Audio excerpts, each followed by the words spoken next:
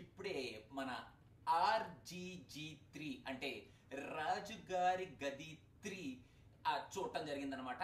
ఆ సినిమాలో neck cracking, ఆ సౌండ్ కొంచెం బాగా ఇంట్రెస్టింగ్గా అనిపించడం వల్ల కొంచెం నేను కూడా ట్రై చేసి అప్పుడు మెడ కొంచెం బాగా పట్టిసింది. కొంచెం మనం జాగ్రత్తగా నెక్ మజిల్స్ని డిస్టర్బ్ చేయకుండా, క్రాకింగ్ సౌండ్ లేకుండా మనం మన రాజుగారి గది 3 గురించి మాట్లాడుకుందాం.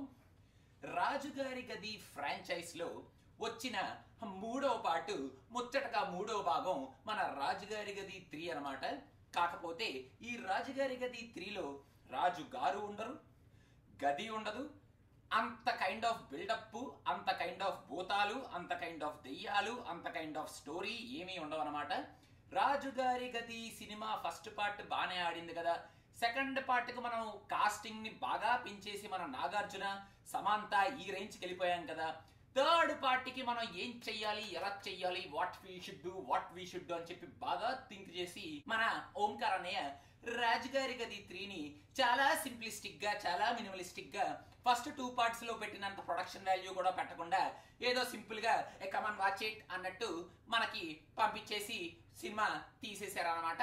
ఇంక ఈ సినిమాలో మనకి ఎక్కడ అద్భుతమైన ఒళ్ళు గగురు పడిపించే కైండ్ ఆఫ్ సన్నివేశాలు కానీ, మనసుకి చాలా భయాందోళన కల్పించే కైండ్ ఆఫ్ దెయ్యం సీన్లు కానీ, లేకపోతే థ్రిల్లింగ్ ఎలిమెంట్స్ కానీ, అంటే గుండాగిపోయే కైండ్ ఆఫ్ థ్రిల్లింగ్ ఎలిమెంట్స్ కానీ, ఇలాంటివన్నీ మనకి ఫ్రేమ్కి సీన్కి ఎక్కడా కనపడవు అనమాట.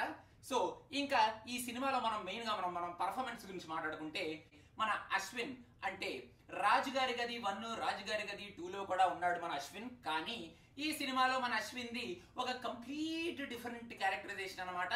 అసలు ఫస్ట్ హాఫ్ మొత్తం అశ్విన్ ని హీరోగా చూపించాలి కదా అని అశ్విన్ నడుస్తుంటే బ్యాక్గ్రౌండ్ స్కోర్, అశ్విన్ కారు దిగుతుంటే బ్యాక్గ్రౌండ్ స్కోర్, అశ్విన్ ఆటో ఎక్కుతుంటే బ్యాక్గ్రౌండ్ స్కోర్, అశ్విన్ మాట్లాడుతుంటే బ్యాక్గ్రౌండ్ స్కోర్, ఎన్టీఆర్ ఇమిటేషన్లు, ఏఎన్ఆర్ ఇమిటేషన్లు, మళ్ళీ మన కాంచనా కైండ్ ఆఫ్ ఇమిటేషన్ కూడా పెట్టి my brother can act, he can act, he can dance, he can mimic and he can do all sorts of wonderful acting అని చెప్పి మనకి అశ్విన్ ని ఫ్రేమ్ కి సీన్ కి చూపించేశారనమాట. యాక్చువల్ గా ఈ సినిమా ఫస్ట్ హాఫ్ చూస్తున్నప్పుడు మనం ఇదేంటి సినిమా పేరు అశ్విన్ అని పెట్టుంటే బాగుండేది కదా, రాజుగారి గది 3 అని చెప్పి దెయ్యాన్ని జస్ట్ అలా గెస్ట్ అపిరెన్స్ లాగా వాడుకుంటూ అశ్విన్ మాత్రం ప్రతి ఫ్రేమ్ లోనూ మనకి పుష్ చేస్తున్నారేంటి అనుకుంటాం అనమాట. మన ఓంకార్ అన్నయ్య తమ్ముడు కాబట్టి ఆ రేంజ్ ఎక్స్పెక్టేషన్ ఉంటుంది కదా మనకి. సో పర్లేదు బాగానే చేశాడని చెప్పాలి. కాకపోతే అన్ని వేరియేషన్లు లేకుండా జస్ట్ కొంచెం 1-2 వేరియేషన్లు మనకు చూపించుంటే చాలా బెటర్ గా ఉండేదేమో అనిపిస్తుంది. ఇంకా ఫస్ట్ హాఫ్ లో ఈ సినిమా అసలు ఏం జరుగుతుందో, అసలు ఎట్లా వెళ్తుందో, అసలు ఆ దెయ్యం సీన్లు ఎక్కడ ఉన్నాయో, అసలు ఆ దెయ్యం ఏంటో, ఆ రెడ్ కలర్ గ్రాఫిక్లు ఏంటో, మధ్యలో ఈ నెక్ క్రాకింగ్ సౌండ్లేంటో, ఆ లైట్లు జిగేల్ అని చెప్పి ఆరిపోవటాలేంటో, ఇవన్నీ మనకి ఏమీ అర్థం కావన్నమాట. అలా చూస్తూ ఉంటాం.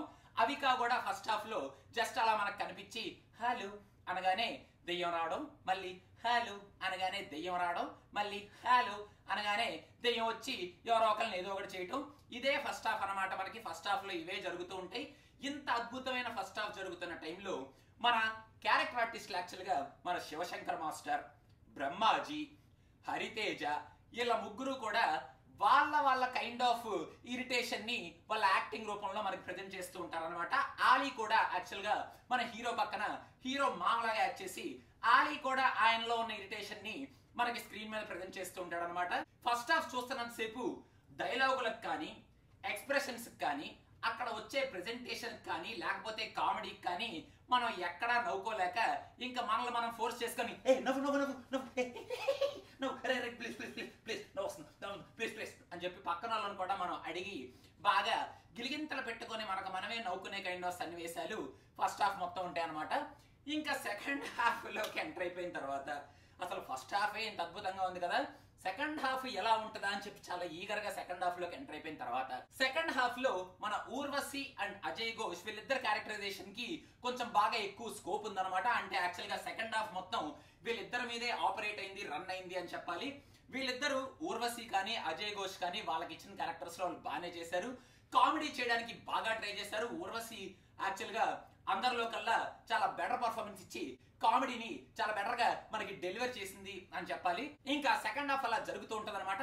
యాక్చువల్ గా రాజుగారి గది 1, రాజుగారి గది 2లో సూపర్ న్యాచురల్ ఎలిమెంట్స్ ని కొంచెం పక్కన పెట్టి కొంచెం సైంటిఫిక్ గా మన ఓంకార్ అనే మనకి ఎక్స్ప్లెయిన్ చేస్తాడు. కానీ ఈ సినిమాలో మాత్రం సూపర్ న్యాచురల్ ఎలిమెంట్స్ లోకి అలా దూకేసి ఈత కొడుతూ మనకి యక్షి అనే దెయ్యం ఎక్కడి నుంచో వస్తుంది, ఆ దెయ్యాన్ని మనం ఎలా అయినా పట్టుకోవాలి, తాళపత్ర గంధాలు చదవాలి, దాంట్లో ఒక ఫట్ ఫుట్ ఫట్ ఫిట్ అని చెప్పి ఒక మంత్రం ఉంటది. ఆ మంత్రాన్ని మాటి మాటికి చదివితే యక్షి వచ్చి ఓ సీసాలోకి వెళ్ళిపోద్ది. ఇలాంటి kind of super natural elements అన్నిటిని మిక్స్ చేసి మనకి సెకండ్ హాఫ్ లో జోడిచ్చి ఫెడేల్ మన కొట్టాడు అనమాట మన ఓంకార్ అన్నయ్య. ఇంకా ఈ సెకండ్ హాఫ్ లో లాస్ట్ హాఫ్ అన్ అవర్ కామెడీని మన ముందుకు తేడానికి చాలా ప్రయత్నించారు. యాక్చువల్ గా లాస్ట్ హాఫ్ అన్ అవర్ లో మనం చాలా ఇంపార్టెంట్ గా చెప్పుకోవాల్సింది దెయ్యం క్యారెక్టర్ ఆర్టిస్టుల గురించి. దెయ్యం క్యారెక్టర్ ఆర్టిస్టులు ఎందుకంటున్నానంటే, నార్మల్ గా దెయ్యాలంటే అలా సైలెంట్ గా ఉంటాయి, లేకపోతే వైలెంట్ గా ఉంటాయి. అలా కాకుండా మన సినిమాలో దెయ్యాలన్నీ జస్ట్ అలాగా హాలోవిన్ స్టోర్కి వెళ్ళి ఆ వైట్ పెయింట్ వేసుకొని పెదాలకి ఏదో రాసుకొని పళ్ళకి ఏదో పెట్టేసుకొని వచ్చేసి జస్ట్ అలా అటు ఇటు తిరుగుతూ ఉంటాయి అనమాట. దెయ్యాలను చాలా సీరియస్ గా చూపించకుండా దెయ్యాలతో కామెడీ చేపిస్తూ ఒక దెయ్యాన్ని కిస్మి దెయ్యమని, ఇంకో దెయ్యాన్ని మిస్మి దెయ్యం అని చెప్పుకుంటూ ఏంటో ఆ దెయ్యాలకు పేర్లేంటో వాటి మేకప్లేంటో అవి మనుషుల చుట్టూ కుక్కల్లాగా అని చెప్పి వాసన చూస్తూ తిరగటాలేంటో, అసలు మనం దెయ్యం సినిమా చూస్తున్నామా లేకపోతే అసలు ఏమి చూస్తున్నావురా బాబు అనుకునే కైండ్ ఆఫ్ క్వశ్చన్లు మనకు వచ్చేటట్టు ఈ సినిమాలో మన దెయ్యాలు ఉంటాయి అనమాట. దెయ్యాల క్వాంటిటీ ఈ సినిమాలో చాలా ఎక్కువ ఉంటది అనమాట. అన్ని దెయ్యాలు ఉన్నా కూడా ఆ దెయ్యాలన్నీ జస్ట్ సరదాగా అలా వచ్చేసి ఐ హలో ఓంకార్ అన్నయ్య gave me a wonderful option to do a devil role, so I am the devil, I am the devil, hello I am the devil అనుకుంటూ ఆ దెయ్యాలన్నీ జస్ట్ అలా కనిపించి అలా వెళ్ళిపోతూ ఉంటాయి అనమాట. ఒక్క దెయ్యంలో కూడా యక్షి తప్ప మనకి అంత come on your a devil your a devil అన్న కైండ్ ఆఫ్ ఎమోషన్ ఎక్కడా మనకు కనపడదు. ఇంకా నయం ఈ యక్షి క్యారెక్టర్ లో మన అవిక లాస్ట్ 15 minutes లో కనిపిస్తుంది అనమాట. ఆ అమ్మాయి క్యారెక్టర్ లో కూడా ఇలాంటి కామెడీని క్రియేట్ చేస్తారేమో, కామెడీ దెయ్యమేమో యక్షి కూడా అనుకుంటాం. కానీ నో నో నో నో, ఆ దెయ్యాలకి ఈ దెయ్యానికి కొంచెం డిఫరెన్స్ ఉండాలి కదా. అంటే this is the main hero of the movie and those are the comedian దెయ్యాలు ఆఫ్ ద మూవీ. యాక్చువల్ గా last half an hour Rajugari Gadhi 1లో ఉన్న కైండ్ ఆఫ్ కామెడీని రిపీట్ చేయడానికి చాలా ట్రై చేశారు. కాకపోతే ఆ మేకప్ల వల్ల, ఆ పిక్చరైజేషన్ వల్ల దెయ్యాలని మరీ దారుణంగా మరీ కామెడీగా అసలు కామెడియన్స్ లా కూడా కాకుండా కామెడియన్స్ కన్నా దారుణంగా కామెడీ చేపించడం వల్ల కొంచెం మనకి రాజుగారి గది 3 సినిమా చూస్తున్నాం, ఒక మంచి హారర్ థ్రిల్లర్ చూస్తున్నాం అన్న కైండ్ ఆఫ్ ఫీలింగ్ ఏ ఉండదన్నమాట. ఊరికే రిప్ టిక్లింగ్ కామెడీ అంటారు కదా, అలాగా మనలో మనం రిప్స్ ని టిక్లింగ్ చేసుకుంటూ కామెడీకి నవ్వుకొని మొత్తానికి రాజుగారి గది 3. ఇంక ఈ సినిమాలో మన ఓంకార్ అన్నయ్య ఫస్ట్ హాఫ్ లో ఒక స్పెషల్ అపీరెన్స్ ఇస్తాడనమాట సాంగ్ లో. ఆ స్పెషల్ అపీరెన్స్ కి మాత్రం పేపర్లు చిరిగిపోయి చొక్కాలు చించేసుకుంటారేమో అనిపించింది నాకు డెఫినెట్ గా. ఇంకా మొత్తానికి రాజుగారి గది 3 సినిమా మనం మెడలో విరిచేసుకొని చూసే రేంజ్ లో లేదు. కాబట్టి మీరు కూడా మెడలు విరుచుకోకండి, జాగ్రత్తగా ఒకవేళ సినిమా చూడాలనుకుంటే ప్రశాంతంగా చూడండి. చక్కలగిలి పెట్టుకోవటం మాత్రం మర్చిపోకండి. మీకు మీరు చక్కలగిలి పెట్టుకోవాలి కొన్ని సీన్లలో, అది మాత్రం మర్చిపోకండి. ఇంకా అదనమాట సంగతి. ఇంక ఇప్పుడు నేను వెళ్ళి my neck it's very very bad you know, I will show and I come once hello అన్నట్టు మర్చిపోయాను.